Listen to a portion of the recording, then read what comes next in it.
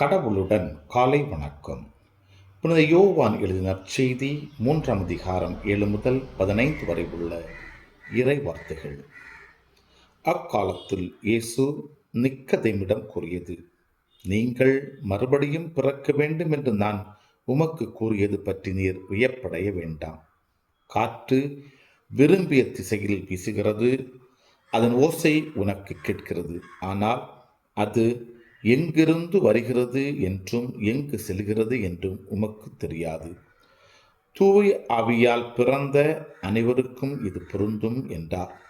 நிக்கதேம் அவரை பார்த்து, இது எப்படி நிகழ முடியும் என்று கேட்டார். அதற்கு இயேசு கூறியது, நீர் இஸ்ரவேல் மக்களிடையே போதகராய் இருந்தும் உமக்கு இது தெரியவில்லையே? எங்களுக்கு தெரிந்ததை பற்றியே பேசுகிறோம், நாங்கள் கண்டதை பற்றியே சான்று பகர்கிறோம். எனினும் எங்கள் சான்றை நீங்கள் ஏற்றுக்கொள்வதில்லை என உறுதியாக உமக்கு சொல்லுகிறேன்.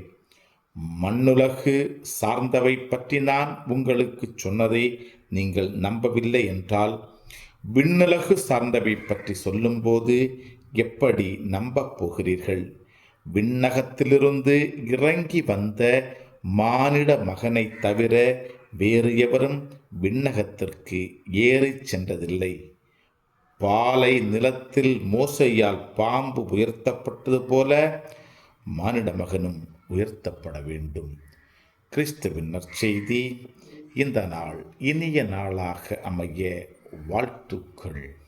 பல பல பல புதுமைகள், பெருமைகள், இனிமைகள் இறங்கிய நல்ல நாள், ஒரு நல்ல நாள், நம் தேவன் தந்த நாள். இது நல்ல நாள், ஒரு நல்ல நாள், நம் தேவன் தந்த நாள்.